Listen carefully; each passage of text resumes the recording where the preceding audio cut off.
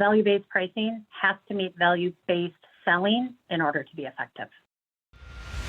Coffee's for closers only. So we've established my proposal is sound in principle. Now we're just haggling over price. Let's see how much we're going for on eBay. It's the same as Dunkin' Donuts. Costs 15 times the price.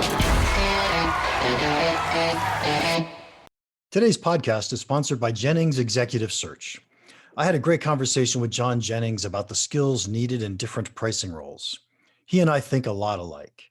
If you're looking for a new pricing role, or if you're trying to hire just the right pricing person, I strongly suggest you reach out to Jennings Executive Search. They specialize in placing pricing people. Say that 3 times fast.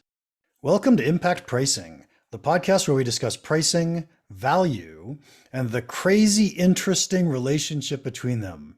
I'm Mark Stivington. Our guest is Jennifer Kerr, and here are 3 things you want to know about Jennifer before we start. She started as a billing supervisor at Ecolab, and 13 years later, finally made it to a pricing role. She's been in pricing for over 10 years and is now VP, head of relationship pricing at a major financial institution. Welcome, Jennifer. Thanks. I'm excited to be here.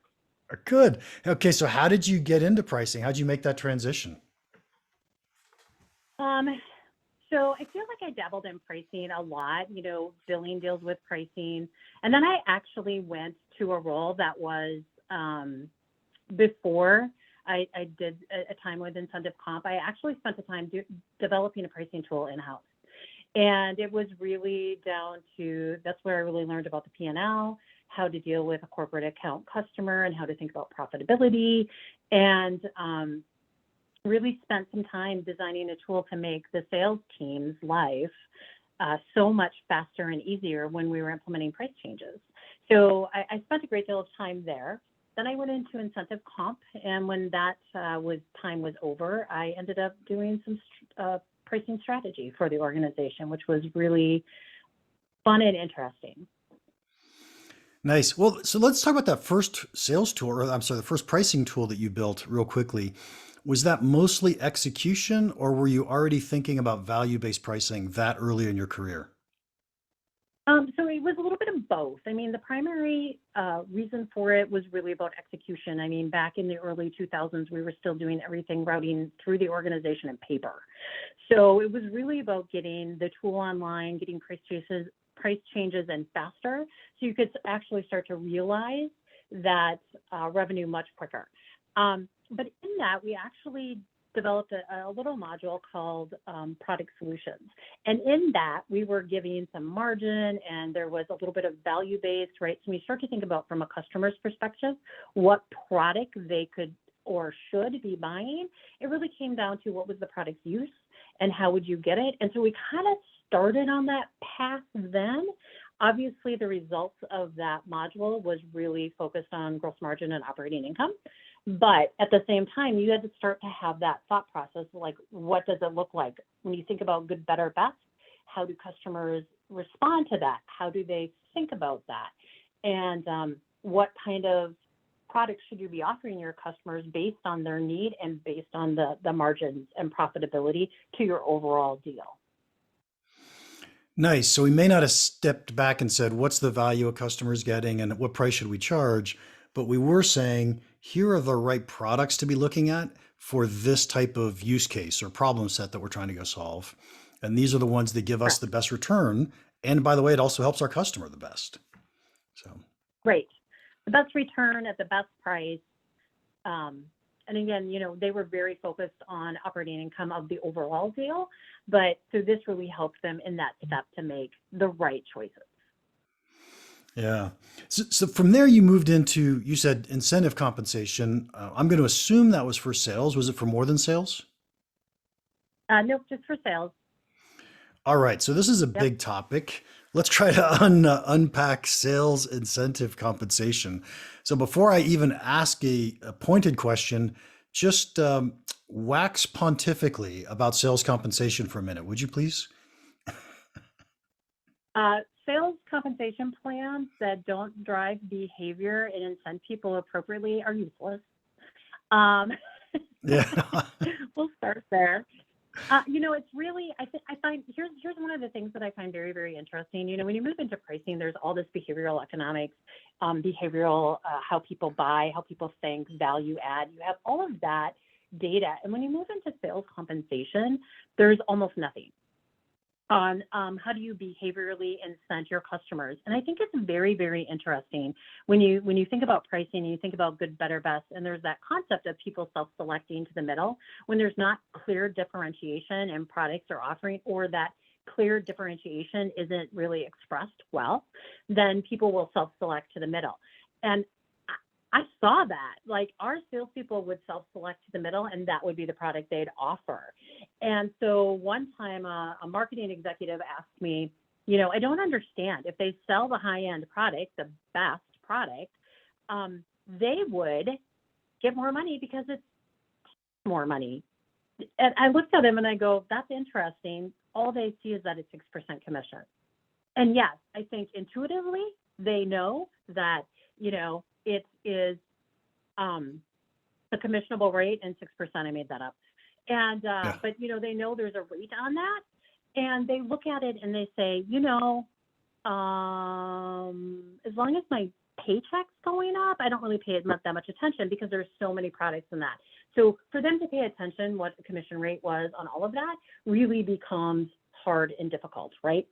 So I think that it's very interesting to see them automatically self-select, and that there's not a lot of that kind of behavioral information happening in sales comp. Now, sales comp, obviously, how do you drive more behavior? How do you help them come up? And the things that they pay attention to, it was really interesting to me that sometimes I don't think it was always compensation, right? It was some other things. It was some of the key performance indicators that were driving some of the behaviors. And I found that really interesting as well.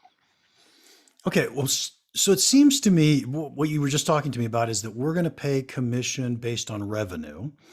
And most companies, when they're worried about sales comp, they worry about it because the salespeople have the ability to negotiate prices, and I want them to negotiate hard to keep the price up as high as possible and not give away too much margin. You were using it to say, I want you to sell the products that have the higher margin, which by itself is pretty fascinating. But real quickly, are you familiar with the Freakonomics story with the realtors in Chicago? Yeah. Oh my God.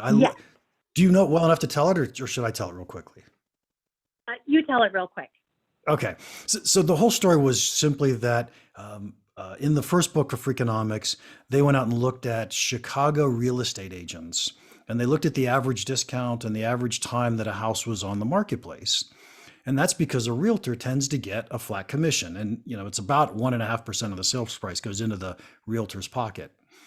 But when the realtor's selling their own house, the houses stayed on the market longer and sold at higher prices, or we'll say smaller discounts.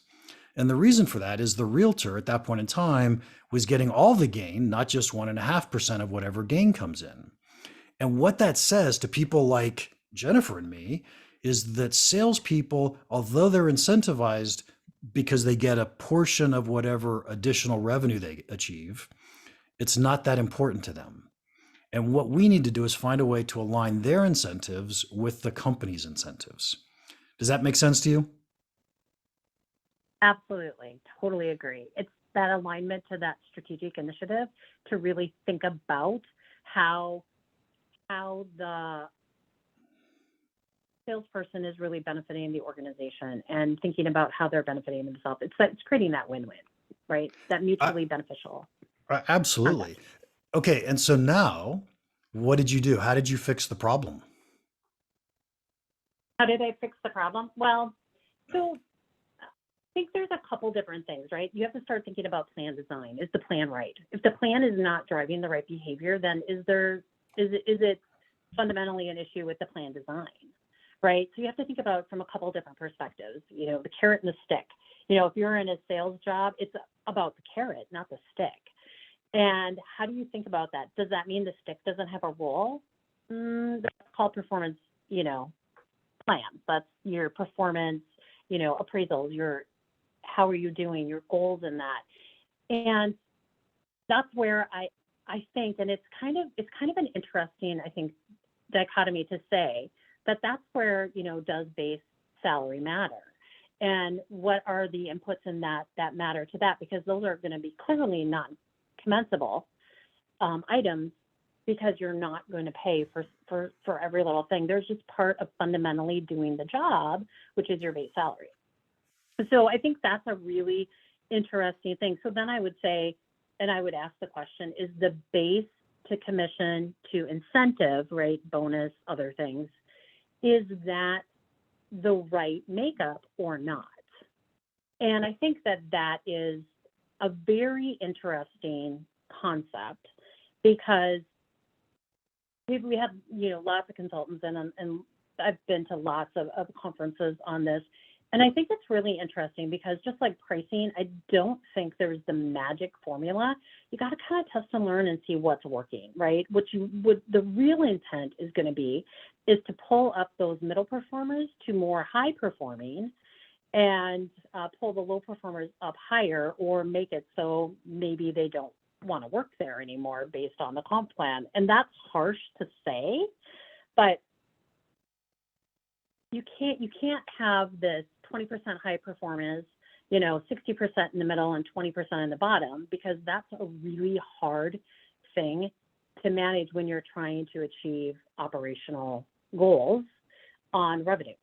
And so I don't know, I think it's really figuring out, how do you test and learn, and how do you test and learn in a way that isn't detrimental to the business?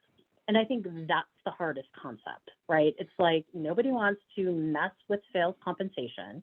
If things are going in the right direction and we're meeting our numbers at that 20-60-20 split, then it's really, really difficult to play any. And I would argue that that's the time to play a little, right? I mean, to really test and understand, can I drive better behavior and better performance if I tweak this lever, or I pull this knob?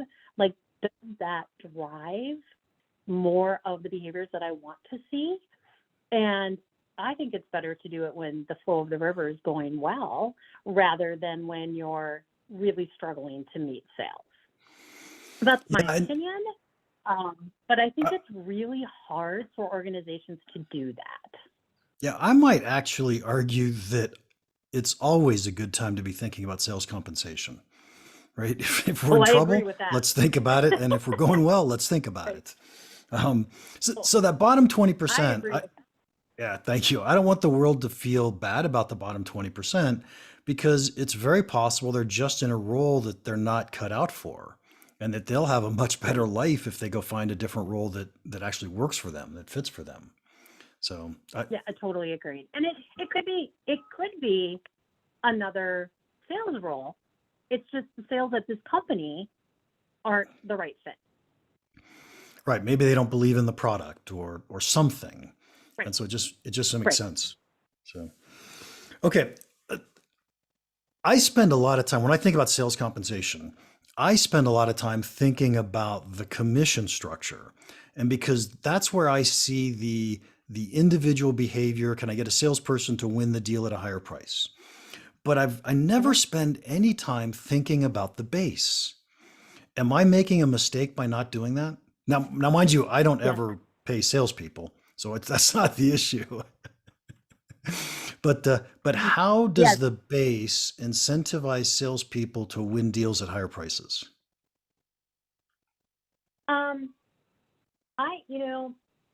That's a really, really good question. I think the base is really important. I also, it depends on the maturity of the organization. I also believe if a company is more on the mature side, commission doesn't always make sense. And you can think of commission very differently than like a bonus or incentive structure. And that incentive structure can pay, quite frankly, monthly if you want it to. Right. And so now I'm getting into like the depths of how you could design a plan, because commission is really widget based. And when you think about more program based selling, if you're a company or an organization that's at a more mature level, then I think you might want to stop considering widget based pay, which that in and of itself could be the lever to pull to get salespeople to sell deals at higher prices and get more margin, right? I mean, you can obviously incent on margin or operating income. Most companies will stay away from operating income, but they'll look at the gross margin level. But if you don't understand down at the OI level what you're actually getting and money in the bank, which is one of my favorite terms in pricing, like what's the money in the bank?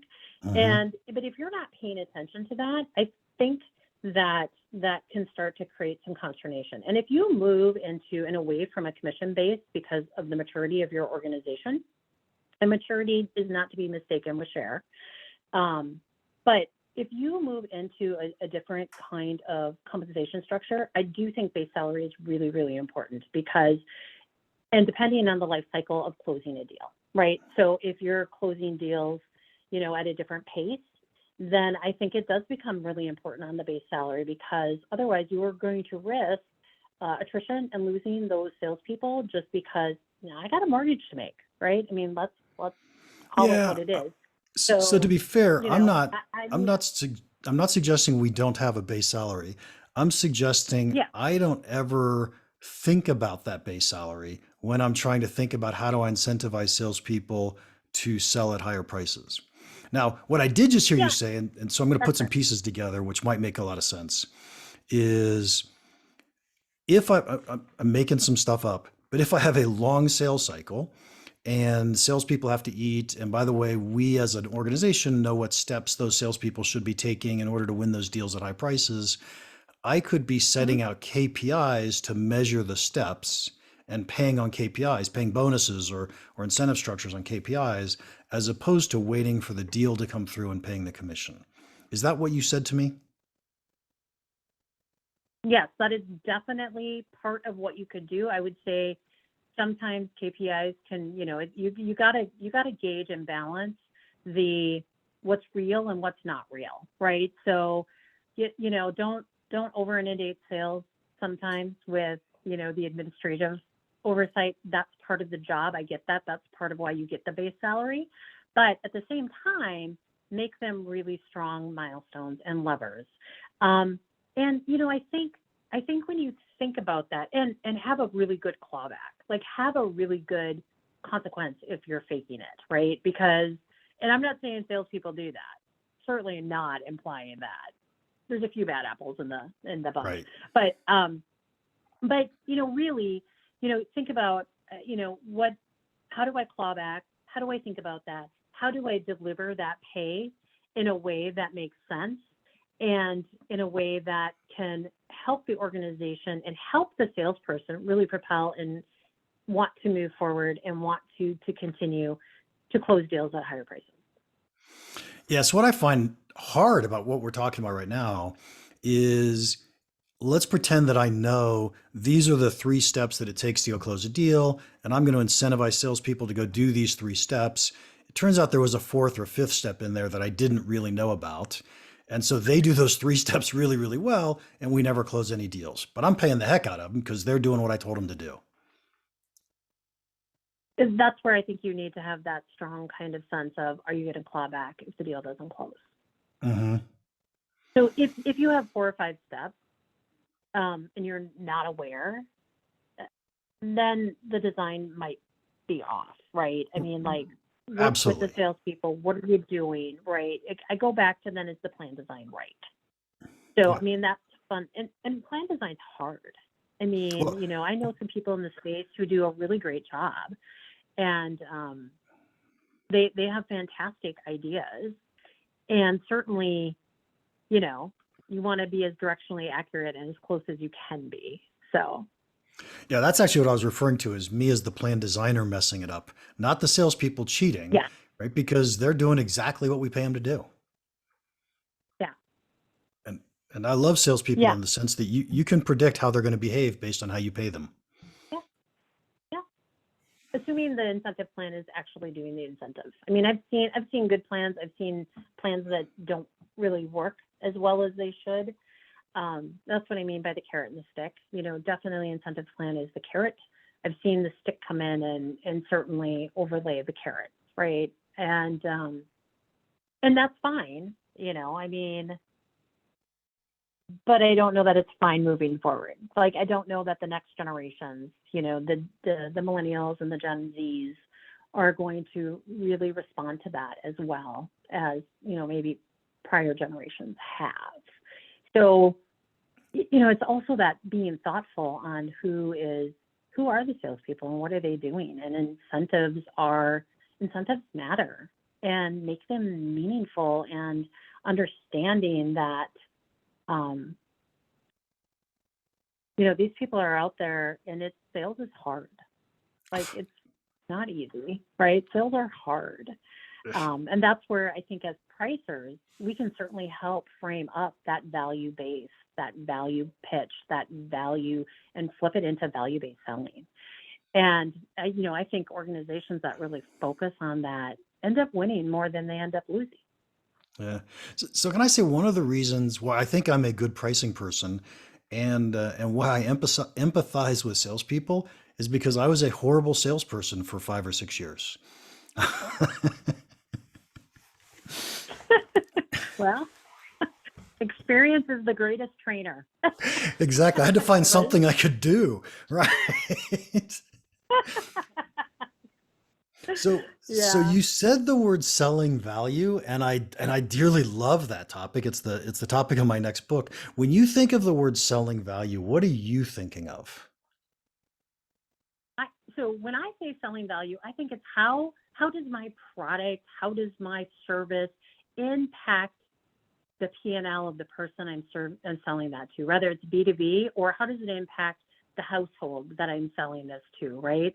So how is it going to improve their life? So I think of value selling as really being able to differentiate and say, this is how it can impact your life. This is how it can impact your business.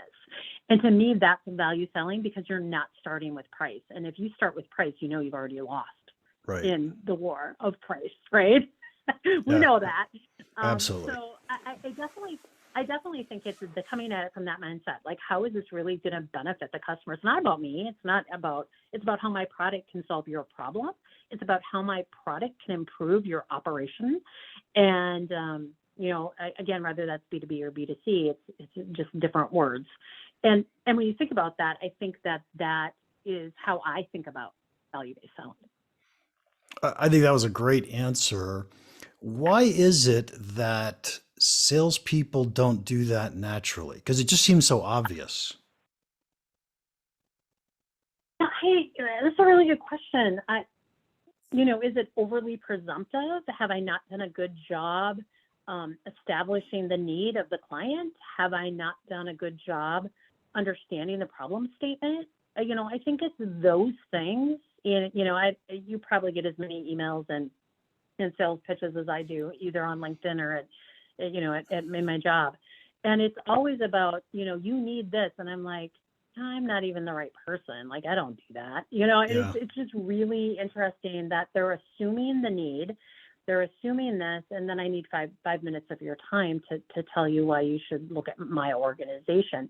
And that's just kind of an outdated, in my opinion, approach. Because I think if you can identify what the problem the customer is trying to actually solve, and you actually talk to the person who's trying to solve that, I get that you have to figure out who that is, and that takes a little bit of mining. I understand that. But once you understand that, once you spend a little time really understanding the problem from their point of view rather than how your solution can solve it, and then working on it, I think that's hard.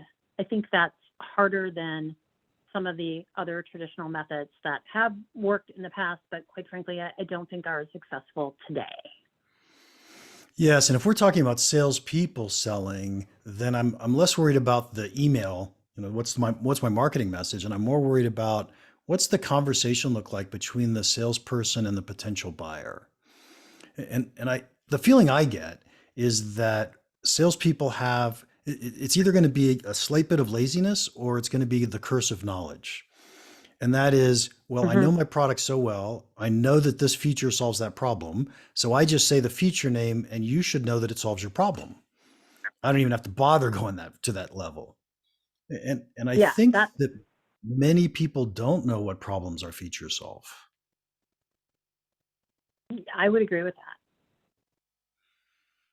That's a really good way to think about it. Yeah. Yeah, and as you know, Yeah. I love salespeople, so I'm not trying to pick on salespeople, but we all take No, the I love shortcuts when we salespeople can. too. I always I always say that the salespeople are the heartbeat of the organization. Oh, without a doubt, without a doubt. In fact, one of my favorite lines is, and I'm talking to product managers for a second, right? And I'll say, if salespeople aren't winning deals at prices you think they should be winning at, it's because you haven't given them the tools, the skills, and the confidence to go win at those prices. Yep, absolutely agree. So, so I don't blame Yep. salespeople for it all the time. Although, we have to work around salespeople. No, actually, you started this whole conversation off with something that just struck me as, oh my God, that's such a great insight. And I wanted to know if you've thought about this more, but you brought up the concept of behavioral economics. And behavioral economics is all about how is it that buyers behave irrationally, and can we predict it? Can we take advantage of it? And I thought where you were going with this, and maybe it was, salespeople behave irrationally. Can we predict it? They do. Can we predict it? And can we create plans so that they do the things we really want them to be doing?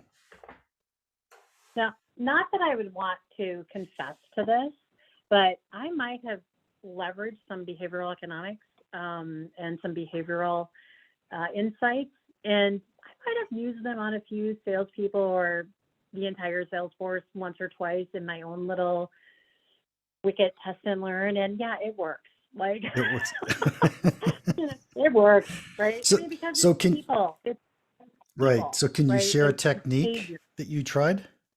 Sure. I mean,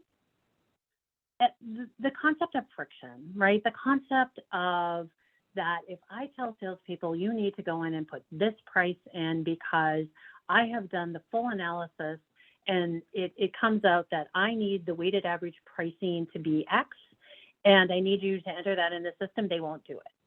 So I'll seed the system. I will put it in for you. So what I got when I would, so it's that concept. If you think about it, why are there so many organ donors in other countries where they have it as you have to opt out versus the US where you have to opt in? It's a checkbox, but most people don't uncheck it when they're getting their driver's license or whatever in some of the countries that have high organ donor participation. Yep. And then you think about it in the US where we have very low organ donor participation. I am an organ donor. If anyone needs a heart or a kidney and I'm no longer using it, you're welcome to it.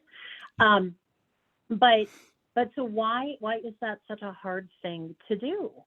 And it's a checkbox, and it's really not that big of a deal. I think most people would want to save somebody's child's life or somebody's whatever if they were, again, no longer using it. So it was that kind of mindset that I took, and I said, well, let's try this. So we tried it where we wanted them to enter the pricing. By the way, that had almost, fractional percent of participation. But then I switched it, and we're like, we're going to seed it. And you change it based on your customers'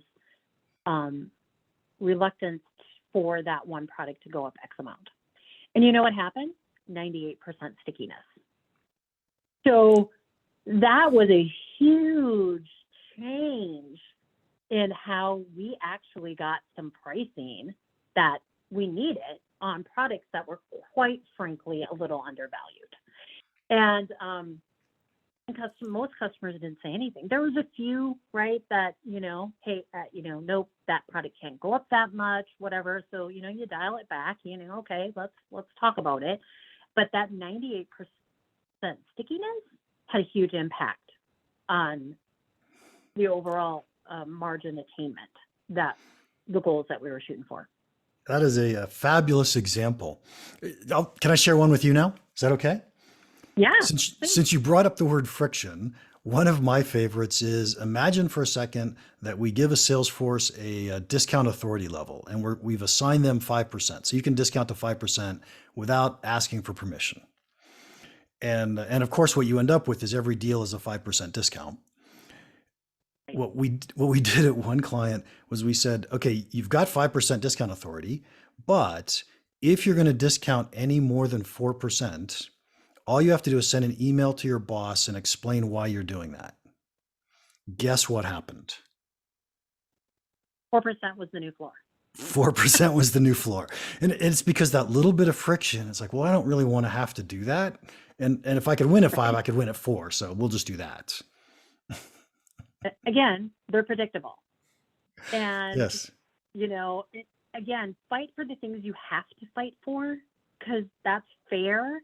But to just have that mindset and apply that race to the bottom for everybody doesn't need it. They find great value in what you do. The customer has, a great assessment of your value, and they're like, okay, and whatever. I mean, I'm fine. It's within my budget. I need to negotiate a little because it makes me feel better. But other than that, there's a great amount of value that you come to me with, and I'm not looking. So, but there's the other side of that coin where the salesperson has walked in and they're like, I am under huge budget constraints.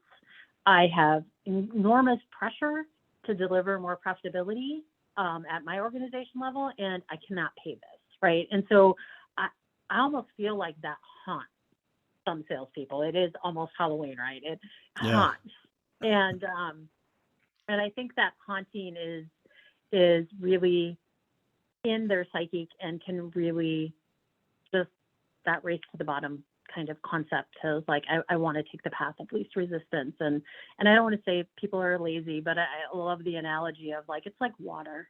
I'm going to use a Bob Rossism, like water will take the path of least resistance. And you know what? Salespeople do too, because they fight a lot of battles and a lot of things. So they don't want to climb uphill all the time. Yeah. And another way to look at that is salespeople have X number of tools to go try to close a deal.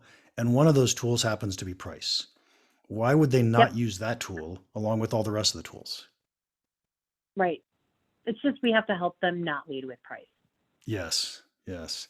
Jennifer, this has just been fantastic. I've loved this conversation, but we're going to end with the last question. What's one piece of pricing advice you would give our listeners that you think could have a big impact on their business? Value-based pricing has to meet value-based selling in order to be effective. Wow, that's going to be a new quote I put in my memes. That was beautiful. Yeah. That's just, price the product based on its value and the value to the customer, and then go value-based sell it, right? I think that's transformational to any organization. Yeah. Okay. So now after I think about this for a second, that is so obvious. If I'm going to use value-based pricing, I have to use value-based selling if I'm going to capture that value. So brilliant. Absolutely brilliant. Nice. Jennifer, thank you so much for your time today. If anybody wants to contact you, how can they do that?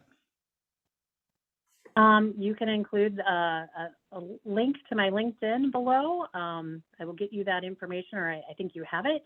Yep. And they can reach out with any questions. Excellent. Episode 149 is all done. Thank you for listening. If you enjoyed this, would you please leave us a rating and a review? And if you have any questions or comments about this podcast or pricing in general, feel free to email me, mark@impactpricing.com. Now, go make an impact. Thanks again to Jennings Executive Search for sponsoring our podcast. If you're looking to hire someone in pricing, I suggest you contact someone who knows pricing people. Contact Jennings Executive Search.